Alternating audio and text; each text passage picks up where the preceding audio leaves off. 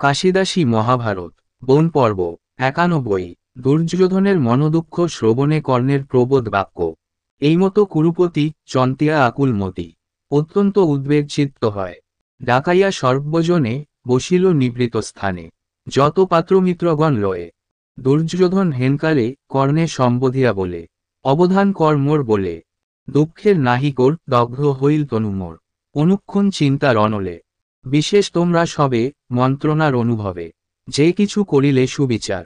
করিতে আমার হিত বিধি কইল বিপরীত, এক চিন্তা কইলে হয় আর। পুনঃ পুনঃ এই মতো উপায় করিনু যত, হিংসা হেতু পাণ্ডুপুত্রগণে। পরম সংকটে তরে হিতপক্ষ প্রতিকারে, না জানি করিল কোন জনে। সকল বালক মিলে ক্রীড়ার কৌতুককালে, ভীমেরে দেখিয়া বলবান। কেহ তারে নহে শক্য নিবারিতে প্রতিপক্ষ, কালকুট করাইনু পান। বান্ধি হস্তপদ গোলে ফেলিনু গভীর জলে, দৈবযোগে গেল রসাতল। কেবা দিল প্রাণ দান কিবা সুধা করি পান, অযুত হস্তির ধরে বল। অনন্তর যতুগৃহে তারে পোড়াইয়া দেহে, ভাবিলাম করিব সংহার। বুদ্ধি বলে তাহে তরি দুরন্ত রাক্ষস মারি, পাইল পরম প্রতিকার। কাল কাটি অনায়াসে গেল পাঞ্চালের দেশে, পাঞ্চালি পাইল শয়নরে। কি দিব ভাগ্যের লেখা দ্রুপদ হইল সখা, জিনিলেক লক্ষ দণ্ড ধরে। অনন্তর রাজ্যে আসি অবনীমণ্ডল শাসী, যে কর্ম করিল যজ্ঞকালে। কে তার উপমা দিবে না হইল না হইবে, ক্ষিতিমধ্যে ক্ষত্রিয়ের কুলে। পিতামহ মুখে শুনি যদুকুলে চক্রপাণি, পূর্ণব্রহ্ম নিজে অবতার। ব্রাহ্মণ চরণ ধৌতে নিযুক্ত করিল তাতে, হেনজন যজ্ঞেতে যাহার। হইল এমনি ক্রম স্থলে হইল জলভ্রম, তাহাতে ঘটিল যে দুর্দশা। তাহে পেয়ে অপমান বাঞ্ছা হল তত্ত্বজি প্রাণ, সেই দুঃখে খেলাইনু পাশা।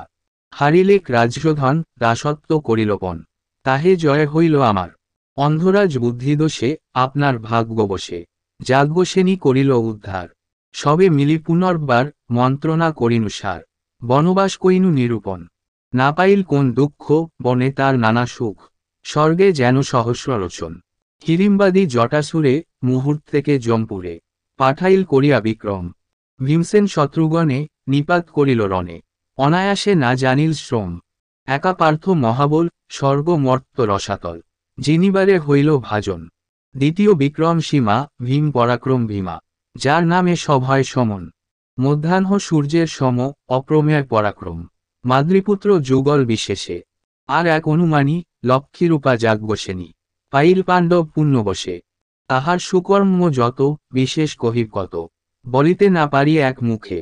এক দ্রব্য সুসংযোগে স্বর্গের অধিক ভোগে, বনেতে পাণ্ডব আছে সুখে।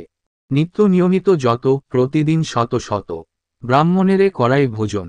লক্ষ লক্ষ যত আসে তারা সব ভাগ্য বসে, বিমুখ না যায় কোনজন। সেহেতু হিংসিতে তারে পাঠাইনু দুর্বাসারে, শিষ্য 10 সহস্র সংহতি। শুনিলাম লোকমুখে ভোজন করিয়া সুখে, মুনি গেল আপন বসতি। ইহা পূর্বের সর্বজনে গেলাম প্রভাস স্নানে, দেখিনু সকল বিদ্যমান। যে কর্ম করিল তাই বুঝিলাম অভিপ্রায়, নহি তার শতাংশ সমান। তপ জপ যজ্ঞ ব্রত বল বুদ্ধি ধৈর্য যত, পাণ্ডবের আছয় সকল। সবার সমান গুণ বিশেষত ভীমার্জুন, ক্ষিতিমধ্যে 2 মহাবল। যে কিছু উপায় শেষে মন্ত্রণার সমাবেশে, যদ্যপি না হয় প্রতিকার। বুদ্ধিবল অনায়াসে কাল কাটি কোন দেশে, আসিয়া করিব মহামার। মধ্যাহ্ন মার্তংসম যেন মহাকালযম, বারণ করিবে কোনজন। এই চিন্তা অবিরত কুম্ভকার চক্রবত, সতত অস্থির মম মন। অতি সে উদ্বিগ্ন মনে সবাকার বিদ্যমানে, কহিল কৌরব অধিপতি। দুর্যোধন মনঃক্লেশে জানি হিত উপদেশ, সূর্যপুত্র কহে মহামতি। মহারাজ কি কারণে এতে উদ্বিগ্ন মনে, কি হেতু পাণ্ডবে কর ভয়। তোমার বৈভব বলে স্বর্গমর্ত রসাতলে, উপমার যজ্ঞ হেন নয়। কহিলে যে মহারাজা পাণ্ডব প্রবল তেজা, আসিয়া করিবে মহামার। বহুদিন তারা আছে আমরাও আছি কাছে, হিংসা কবে করিল কাহার। বনের নিবাসগত শেষ দিন আছে যত, যদ্যপি বঞ্চিবে মহাক্লেশে। কহ কোথা আছে ঠাই লোকাইবে পঞ্চভাই, অজ্ঞাতে বঞ্চিবে কোন দেশে। যতেক নৃপতিচয় কেবল তোমার ভয়, কাছে না রাখিবে কোনজন। পাঠাইব স্বর্গনে নগর পর্বতবনে, খুঁজিলে পাইবে দর্শন। আছে পূর্ব নিরূপণ 12 বৎসর বন, বঞ্চিবে অজ্ঞাত বৎসর। এতেক যে কালান্তরে কেবা জিয়ে কেবা মোরে। চিরজীবী নহে কোন নর। শুভ ভাগ্যবশে যদি বঞ্চিয়া অজ্ঞাত বিধি। আসিবেক যখন সকল বনবাস মহাকষ্ট চিন্তাকুল জ্ঞানভ্রষ্ট। শক্তিহীন হইবে দুর্বল। তখন করিব ক্রম প্রকাশিয়া পরাক্রম। সকার্য সাধিব কুতূহলে। নিমিষেতে পঞ্চজনে পাঠাইব যমস্থানে।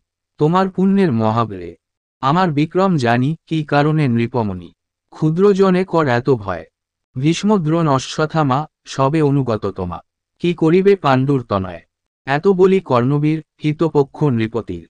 কহিল সুনীল সর্বজন। সূর্যপুত্র কহে যত তাহা নহে অন্যমত।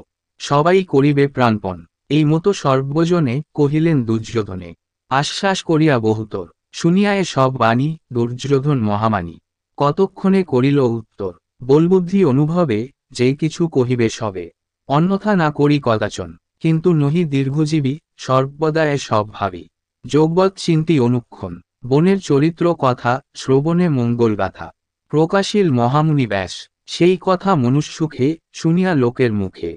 পাঁচালী রচিল তার দাস।